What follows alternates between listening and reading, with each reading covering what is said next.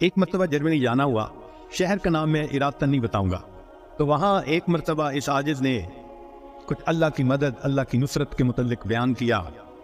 بعد میں کھانے کا وقت آ گیا تو کھانے پہ ایک پاکستانی انجینئر صاحب ملے جو وہاں کافی عرصہ سے سیٹلڈ تھے۔ مجھے کہنے لگے جی میں آپ سے ایک بات عرض کروں۔ میں نے کہا کیا؟ کہنے لگے اللہ تعالیٰ مولویوں کی بڑی فیور کرتے ہیں۔ میں نے کہا بات تو سچ ہے۔ اب چونکہ کھانا کھا رہے تھے پھر وہ کھانا کھانے لگے، پھر کچھ دیر کے بعد کہنے لگے جی اللہ تعالیٰ مولویوں کی بڑی فیور کرتے ہیں۔ اب میں نے دیکھوں ظاہر میں کہ وہ تو بے شک نہ داڑھی تھی نہ کچھ تھا، ایک عام جیسے انجینئر کی زندگی ہوتی ہے، ایک خوبصورت نوجوان تھا عام زندگی گزارنے والا۔ جب کھانا ختم ہونے لگا نا تو پھر ذرا میرے وہ قریب ہو کے بیٹھ گیا، پھر کہتا ہے جی اللہ تعالیٰ مولویوں کی بڑی فیور کر۔ اب مجھے سمجھ لگی کہ یہ کچھ کہنا چاہتا ہے لیکن ذرا اس کو وقت چاہیے، علیحدگی چاہیے۔ تو وہ ہم لوگ الگ کرسیوں پہ جا کے بیٹھ گئے۔ میں نے اس سے پوچھا آپ کیا کہنا چاہتے ہیں جو بےتاب ہے اتنی دیر سے؟ کہتے ہیں جی اپنا واقعہ سنائیں۔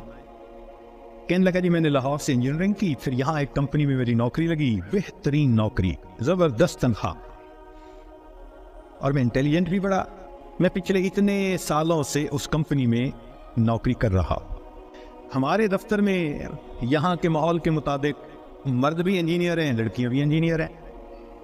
تو ایک لڑکی انجینئر جرمنی کی، وہ ہماری کولیگ تھی، اتنی خوبصورت تھی کہ دیکھ کے بندہ سوچتا تھا کہ اللہ نے ایسی بھی مخلوق پیدا کی ہے، اور اس کے ساتھ ساتھ اتنی ذہین اور اتنے اچھے اخلاق والی کہ دفتر کے جتنے جوان لڑکے تھے ہر ایک وش کرتا تھا کہ میرے ساتھ اس کا تعلق جڑ جائے۔ جرمن بھی اسی کوشش میں لگے ہوئے تھے، دوسرے بھی اسی کوشش میں، مگر اس کی زندگی بڑی کلین نظر آتی تھی۔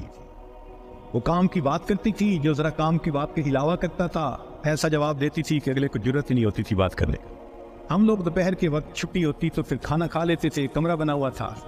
ایک دن میں نے کھانا نہ کھایا، پھر دوسرے دن کھانا بھی نہ کھایا، تیسرے دن جب میں نے کھانا نہ کھایا تو اس نے مجھ سے پوچھ لیا کہ فلاں آج کل آپ دوپہر میں کھانا نہیں کھا رہے؟ میں نے کہا اس لیے کہ وہ میں مسلمان ہوں اور ہمارا رمضان المبارک شروع ہو گیا اور میں فاسٹنگ کر رہا ہوں۔ اس نے کہا یہ کیا ہوتی ہے؟ تو میں نے بتایا روزہ کیا ہوتا ہے۔ اس کو تھوڑا انٹرسٹ فیل ہوا، کہنے لگا میرے لیے تو بہت ہی اچھا ٹاپک مل گیا۔ میں نے بھی کھول کے بتایا فاسٹنگ کیا ہوتی ہے، اور اس کی انٹرسٹ کو دیکھ کے کہا اچھا میں باقی باتیں تمہیں کل بتاؤں گا۔ اگلے دن پھر میں نے اس سے کوئی بات کی، ہماری بات رمضان شریف پہ چلنی شروع ہو گئی، اور وہ بھی اس کھانے کے وقت میں کچھ دیر بیٹھ کے مجھ سے اسلام کے بارے میں کوئی بات سن لیتی۔ میری کوشش یہ تھی کہ رمضان شریف کے دوران میری بات چیت اتنی شروع ہو جائے کہ کمفرٹیبلی ہم ایک دوسرے سے کمیونیکیٹ کرنے لگ جائیں۔ جرمن لڑکے مجھے دیکھتے تو وہ مجھ سے بڑے خفا ہوتے، یہ اس کے ساتھ بیٹھ کے کیوں 10 منٹ باتیں کرتا ہے بھائی، جب سے ہم سے 1 منٹ بھی بات نہیں کرتی۔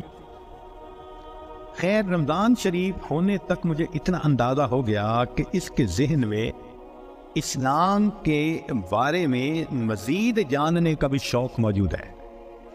تو میں نے کچھ انگریزی کی کتابیں بھی اس کو منگا کے دی کہ پڑھو، اور میں تو چاہتا تھا اللہ کرے یہ مسلمان بنے، پھر تو ہمارا ہی نمبر لگے گا، کیونکہ باقی تو سارے یہاں کافر ہیں۔ بڑی میری کوشش تھی اور میں بڑے خلوص سے کوشش کر رہا تھا یہ مسلمان بن جائے۔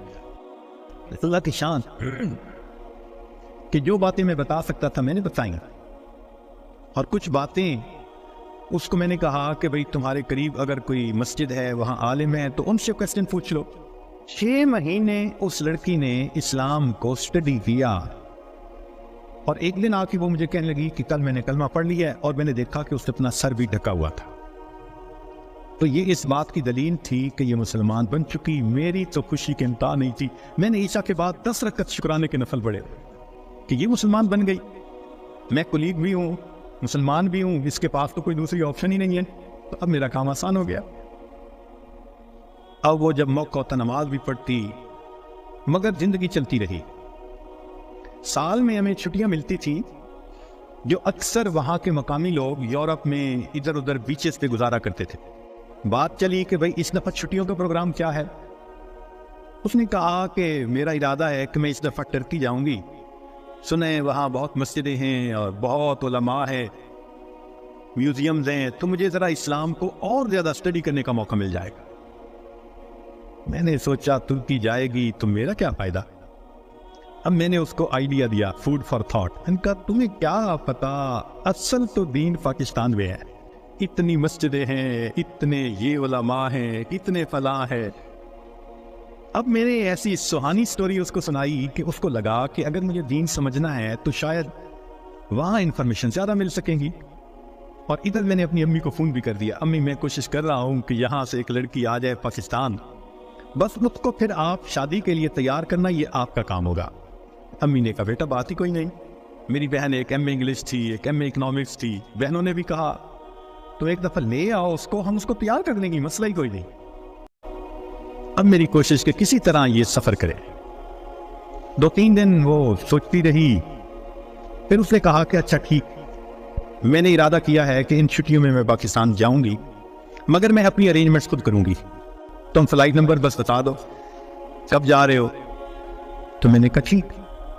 اب جس دن میں نے فلائٹ پہ آنا تھا, اور اس نے بھی 2 لفظ کہے تھے کہ ہاں میں بکنگ کروا لوں گی, کہنے لگا کہ میں تو 1 گھنٹے, میں نے 3 گھنٹے پہلے پہنچنے کی بجائے 4-5 گھنٹے پہلے پہنچا ہوا تھا. جلدی سے چیک ان کروا کے اب میں تلاش کر رہا تھا کہ کب آئے. خیر اس کو آنے میں کچھ دیر ہو گئی, مگر میں نے دیکھا کہ وہ آ گئی تو میں بڑا مطمئن ہو گیا, اب یہ پاکستان آ رہی ہے. خیر جب پاکستان اترے تو میرے گھر والے رشتہ دار سب مجھے ریسیو کرنے آئے ہوئے تھے. تو گھر کی عورتیں اس کو بھی ملی. اس نے کہا کہ دیکھو میں نے ہوٹل کی بکنگ کروائی ہوئی ہے اور میں اس وقت تھکی ہوئی ہوں سفر کر کے, تو میں سیدھا ہوٹل میں جاؤں گی, اور کل جب میں کسی وقت فریش ہوں گی نا تو عورتوں کو کہا کہ تم ہوٹل آ جانا, میں تم سے ڈسکس کر لوں گی کہ مجھے کہاں کہاں انفارمیشن مل سکتی ہے. میری بہنیں اس کو دیکھ کے تو حیران ہو گئی, اور انہوں نے شادی کی ڈیٹ اور پلاننگ وہ بھی شروع کر دی. اگلے دن میری امی گئی اور اس کو کہا کہ بھائی آپ ہوٹل میں کیوں رہتی ہو, ہمارے گھر میں آؤ. اس نے کہا میں ذرا یہاں کمفرٹیبل ہوں. امی نے کہا چلو کھانا کھانے ہی آ جاؤ. اس نے کہا ٹھیک. تو وہ ایک وقت کھانے کے لیے گھر امی کے ساتھ آ گئی.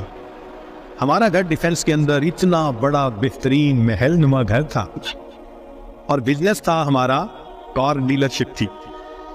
اب جو کار ڈیلر ہو وہ تو کروڑوں پتی ہوتا ہے. چھوٹا بھائی میرا مجھ سے بھی زیادہ خوبصورت نوجوان. خیر میری بہنوں نے بڑی کوشش کی کہ بھائی کسی طرح وہ ہاں کر دے کہ میرے ساتھ اس کی شادی سے وہ راضی ہے, مگر وہ خاموش جاتی, وہ ہاں نہیں کرتی تھی. پریشانی ہونے لگ گئی, دن گزر رہے اور ہاں نہیں کر رہی ہے. تو کہنے لگے کہ ایک دن جو ہے امی نے کہا کہ بیٹا اگر تم سے وہ راضی نہیں تو تمہارا چھوٹا بھائی بھی تو ہے, ہم اس کی آپشن دے دیتے ہیں. میں نے کہا ٹھیک ہے کوئی بات نہیں. امی نے چھوٹے بھائی کی آپشن دے دی. وہ سن کے پھر چپ ہو گئی. حتیٰ کہ آدھے سے زیادہ دن گزر گئے. فرض کرو 20 دنوں سے رہنا تھا تو 10-12 دن گزر گئے. اب امی کو ذرا فکر ہونے لگ گئی کہ یہ نہیں مانے گی. ہم پریشان بھی تھے. اللہ کی شان ایک دن وہ امی کے ساتھ بیٹھی بات چیت کر رہی تھی, کچھ کہنے لگا میرے ایک چچا ہیں, تبلیغی بندے ہیں, سارا دن مسجد میں پڑے رہتے ہیں اور کام ہی کوئی نہیں ہے ان کو. ان کا ایک بیٹا ہے اور اس بیٹے کو انہوں نے جامعہ اشرفیہ سے مولوی بنا دیا.